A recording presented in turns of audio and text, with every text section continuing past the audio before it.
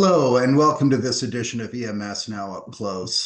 Today, it's my pleasure to be able to speak with Arthur Tan. Arthur, of course, is the now retired CEO of Integrated Microelectronics, Inc., affectionately referred to as IMI, one of the top 25 EMS companies globally.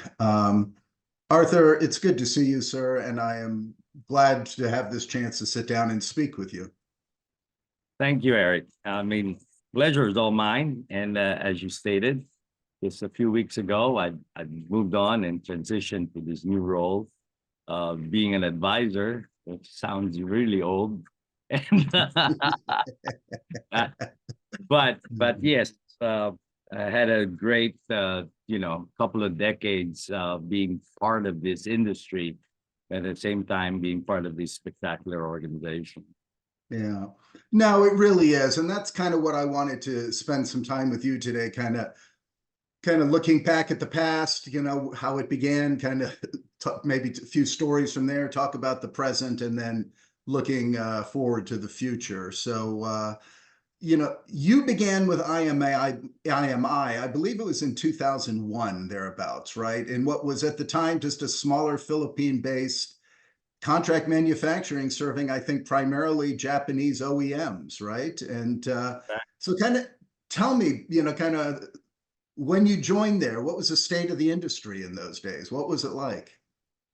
Well, yeah, exactly. You recounted really well. Yeah, IMI was operating in the Philippines, in the south of Manila, with an operation there that was primarily, I would say 90 to 95% of its client base at the time were Japanese. And the business model was purely consignment. Consignment meaning not just on the material side, it was consignment on the entire process, which means the manufacturing process was predetermined and set up by the Japanese. And the equipments, the specialized equipments, the design, the application, how it was built and everything else. So in a way, it was a labor-based engagement more than actual manufacturing. Okay. But when I joined, I saw just the ability of the company under even those conditions. They were producing really high quality products. The quality, with my background in semiconductor, I was very much aware of how to look at defects per million and repeatability and so on. And they were off the charts in terms of manual labor, not even automated at the time.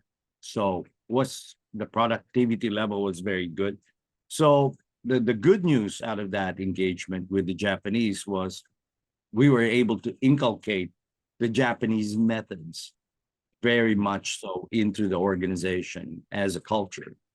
And so systems very early on that became in vogue later to be in the EMS world, which was the Kanban system for supply chain, Pokayoke for foolproofing your system, and so on. Kaizen of continual improvement, that was already in play at the time. So my hat's off, and the credit goes to the predecessors of IMI at the time when I joined, which who already passed away, which is Francis Ferrer and June Burba. And of course, the third person there was Ray Laxon. All three of them were presidents of the organization, president CEO of the organization at the time when I took over. And as what happened, they all retired at the same time, and I took over.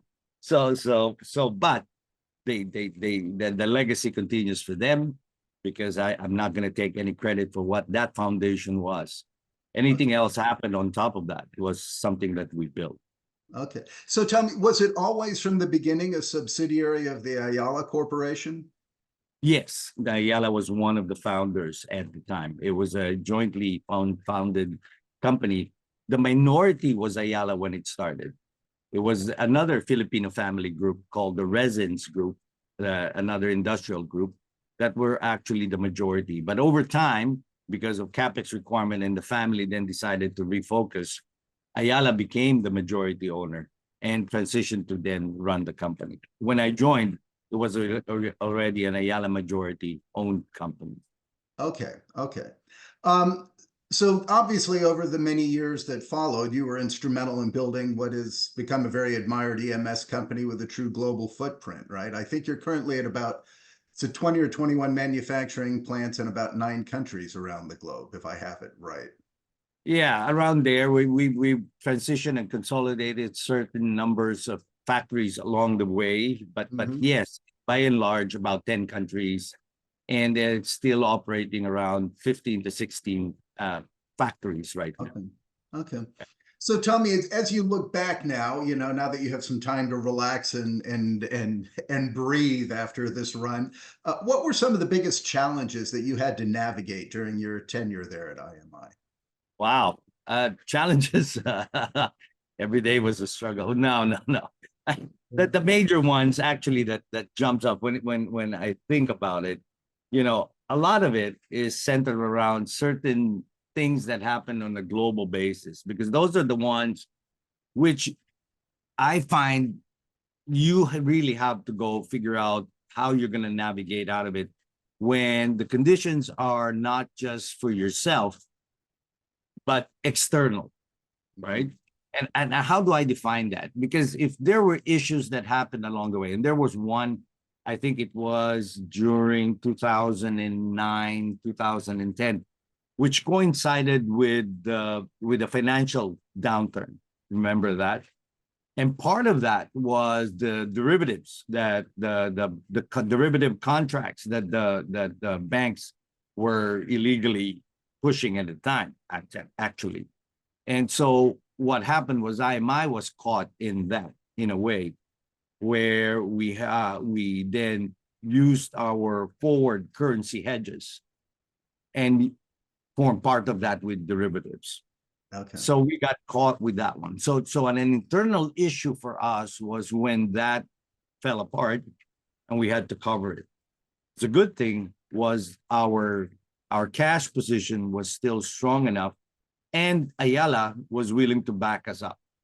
So the banking system was okay. We were financially on stable ground, and we were able to move through that. But the externality of it was that the whole demand cycle of what was happening on a global basis affected everybody, including us. And so that one was also significant on our part, that the demand cycle went down. We weren't prepared for that. It's just and so the inventory situation was not as critical, because during that time we were not 100% on a turnkey basis yet. So we had consignment, we had turnkey, so we were still manageable. So overall, the effect for us at that time were just purely just managing manpower requirements. So on a contractor basis, we were have to let go of some people, and we doubled down on some, where the region at that time, if you remember, China was still surging. In fact, that was the time China was taking over on a manufacturing basis. And so our facility at the time helped mitigate that downturn with everybody else. Although on an internal basis, as not a financial basis, we had to deal with that derivative loss.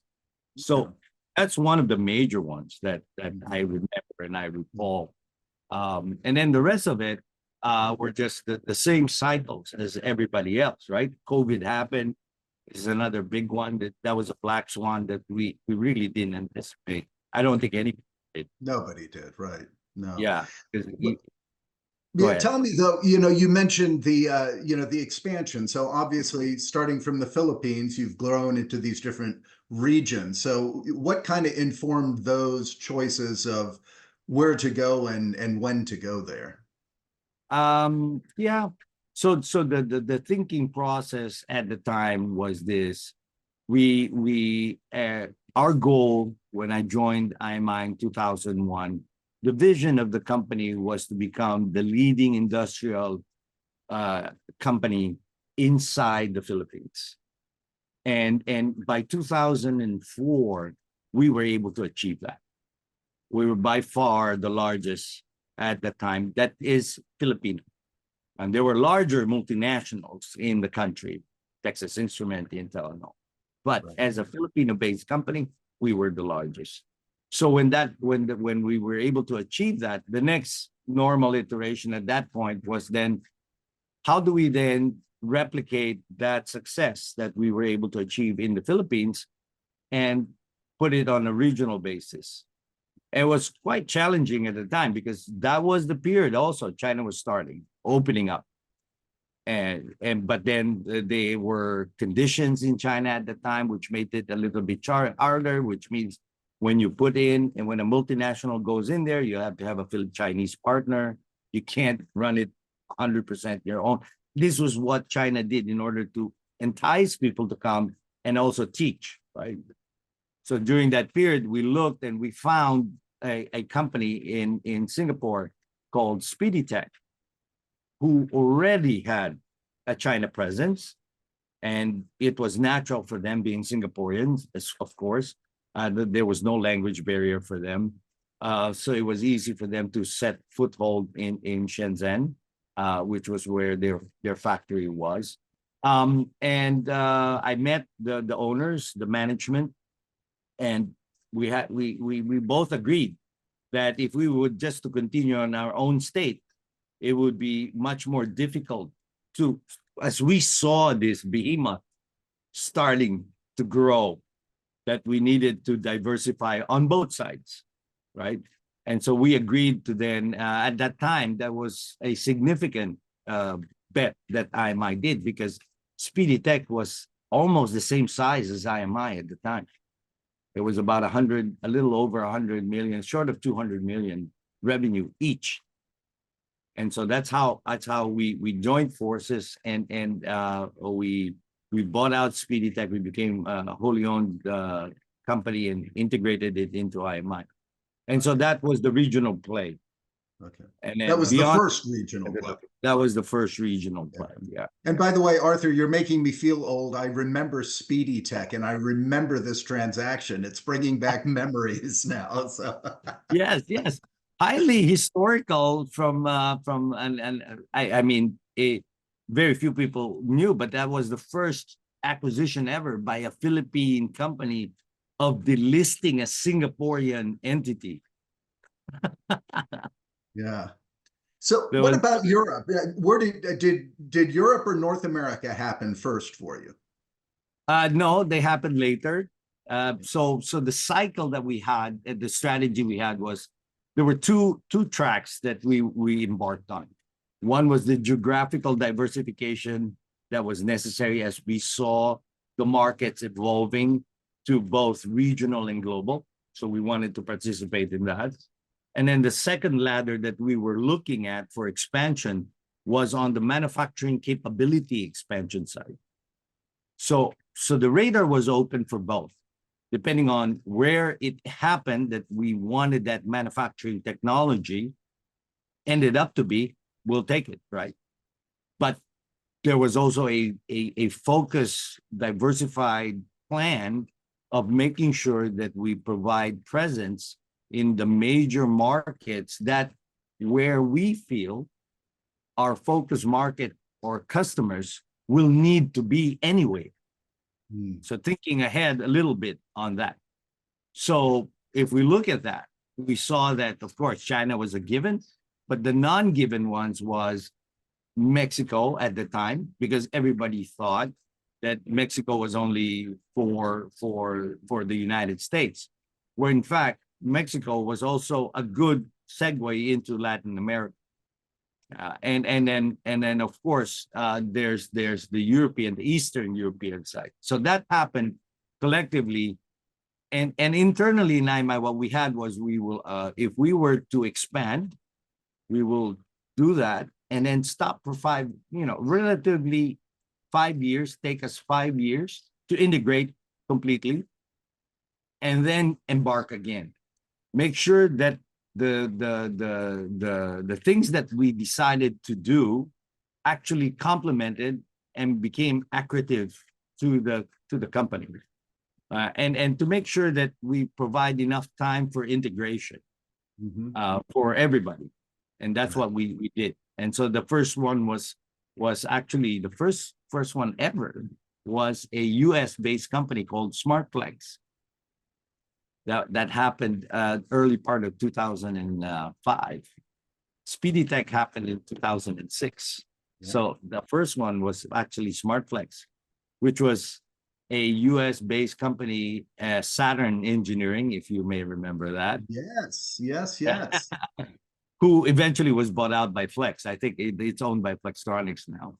Yeah. So they had an orphan division that was doing the OnStar system for GM.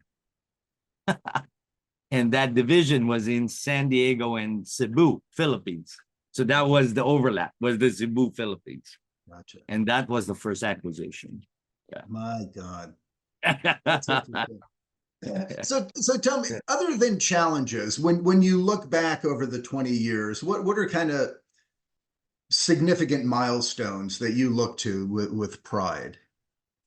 Oh, well, so many, but the ones that actually endear with me personally are over that 22 period.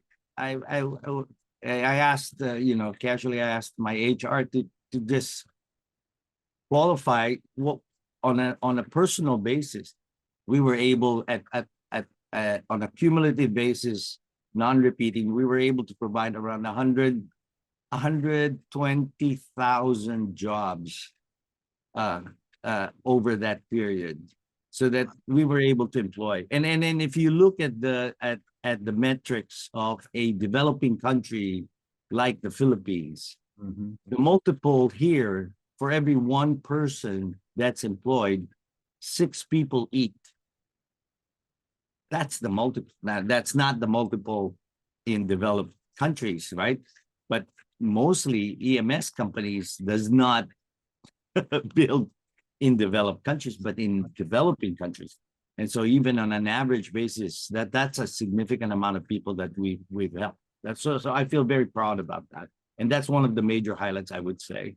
And then the second part there was, out of these, over these years, at least in the Philippines, I know that we were able to help operators transition to become engineers and managers and graduate from college, about 1,000 of them, right?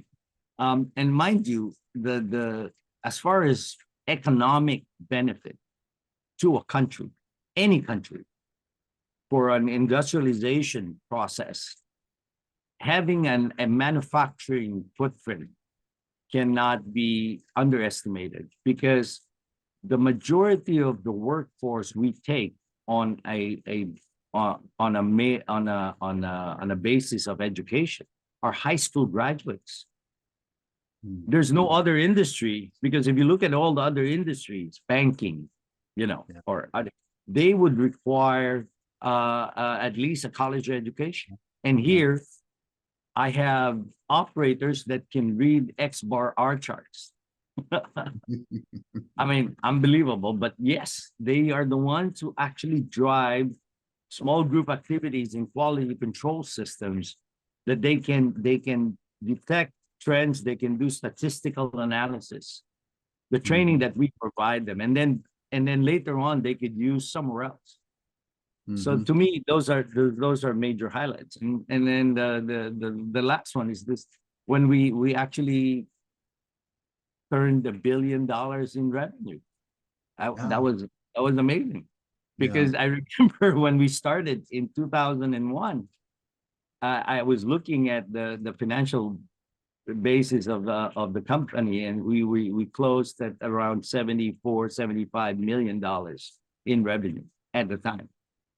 And to be able to transition to a global company and then reach $1 billion, I think is a highlight. I must say, it's noteworthy to me that the first two that you cite have to do with the people that you've helped to promote, to employ, and to help along the way. And I think that's very telling of you as a leader. And so, kudos to you, sir. I think that speaks volumes of the type of man that you are and the type of leader you've been in this industry. So. Well, I mean, the truth be told, I was just 22 years, I was the storyteller. And all these wonderful ordinary people doing extraordinary things is a reality. Yeah. They were the ones who was able to forge. And I just told the story. I had a vision, and everybody then believed in that vision. And underlying on I believe I was able to forge a level of trust between the people that I work with and the people that work for me. Yeah. My role was actually beyond the value that the shareholder will have, was really the value of what this entity will do to the people that's actually working for it, Hmm. right? Yeah. And I believe in the balanced scorecard so much that the financial metrics is a lagging indicator. It's never a leading indicator. All the others that feed up to it is the leading indicator. So how you deal with people, how you deal with your customers, what you do with your process, how you handle your quality, all these will drive the results. Yeah. If you start focusing too much on the result to drive the leading indicator, the lagging Mhm. leading indicator, that's the cart, ahead of the horse. You're right. It's not going to Yeah. happen. Right, right. That's interesting. I like that perspective.